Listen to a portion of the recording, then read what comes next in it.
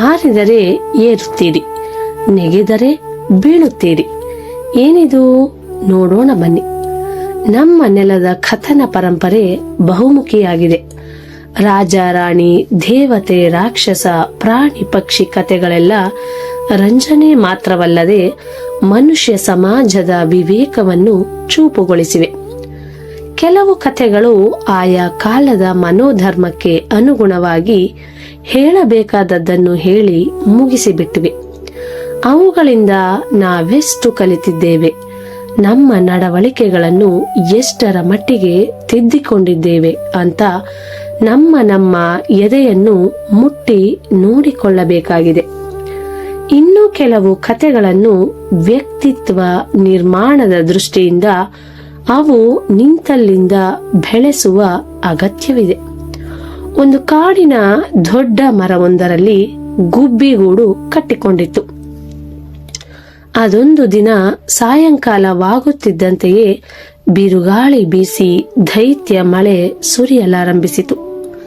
ಗೂಡಿನಲ್ಲಿದ್ದ ಮರಿ ಗುಬ್ಬಿಯನ್ನು ನೆನೆದು ತಾಯಿ ಗುಬ್ಬಿ ತಾನು ವೇಗವಾಗಿ ಹಾರಿ ಬಂದು ಗೂಡು ಸೇರಿಕೊಂಡಿತು. ಮರಿ ಗುಬ್ಬಿಯನ್ನು ರೆಕ್ಕೆಯಲ್ಲಿ ಬೆಚ್ಚಗೆ ಬಚ್ಚಿಟ್ಟುಕೊಂಡಿತು. ಕೆಲ ಹೊತ್ತಿನಲ್ಲಿ ಹೊರಗಡೆಯಿಂದ ಯಾರೋ ಘಡಘಡ ನಡುಗುವ ಸದ್ದು ಕೇಳಿಸಿತು. ತಾಯಿ ಗುಬ್ಬಿ ಗೂಡಿನಿಂದ ಇಣುಕಿ ನೋಡಿತು.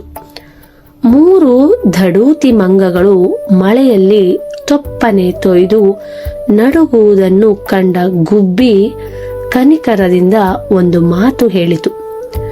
ನಾನು ಸಣ್ಣ ಗುಬ್ಬಿಯಾಗಿದ್ದರೂ ಎಂಥ ಬಿರುಗಾಳಿ ಮಳೆಗೂ ಅಲ್ಲಾಡದಂತಹ ಗೂಡು ಕಟ್ಟಿಕೊಂಡು ಬೆಚ್ಚಗಿದ್ದೇನೆ. ನೀವು ಸಹ ಒಂದು ಒಳ್ಳೆಯ ಗೂಡು ಕಟ್ಟಿಕೊಂಡಿದ್ದರೆ ಹೀಗೆ ನಡುಗುವುದು ತಪ್ಪುತ್ತಿತ್ತು.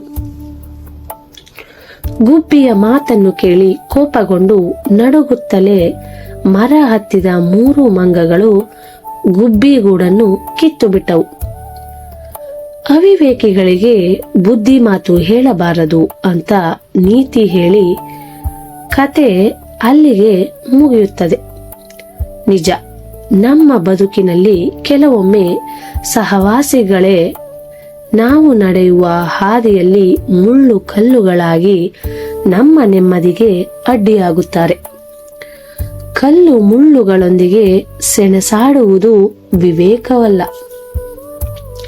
ಜೀವನದುದ್ದಕ್ಕೂ ಎದುರಾಗುವ ಅವುಗಳನ್ನು ಪಕ್ಕಕ್ಕೆ ಸರಿಸುತ್ತಲೇ ಮುಂದೆ ಸಾಗಬೇಕಾಗುತ್ತದೆ.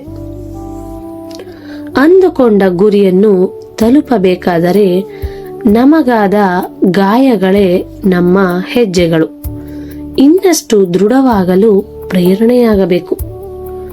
ನಮ್ಮ ವಿವೇಕ ಮತ್ತು ಬುದ್ಧಿ ಮಾತುಗಳು ನಿಷ್ಪ್ರಯೋಜಕವೆಂದು ಭಾವಿಸಬೇಕಾಗಿಲ್ಲ. ನ್ಯಾಯದ ನಿಷ್ಠೂರ ಹಾದಿ ಕಠಿಣವಾಗಿದ್ದರೂ ಅಲ್ಲಿನ ಪ್ರತಿ ಹೆಜ್ಜೆ ಅತ್ಯಂತಿಕ ಸುಖದತ್ತ ಕರೆದೊಯ್ಯುತ್ತದೆ. ಧೃತಿಗೆಡದ ನಿರಂತರ ಪ್ರಯತ್ನಶೀಲತೆ ನಮ್ಮನ್ನು ಸೋಲು ಮತ್ತು ಅವಮಾನಗಳಿಂದ ರಕ್ಷಿಸುತ್ತದೆ.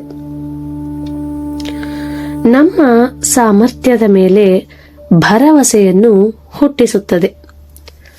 ನಮ್ಮ ಬೌದ್ಧಿಕ ತಿಳುವಳಿಕೆಯು ವಿಸ್ತಾರವಾದಷ್ಟು ಗೆಲುವು ನಮ್ಮನ್ನು ಹಿಂಬಾಲಿಸುತ್ತದೆ.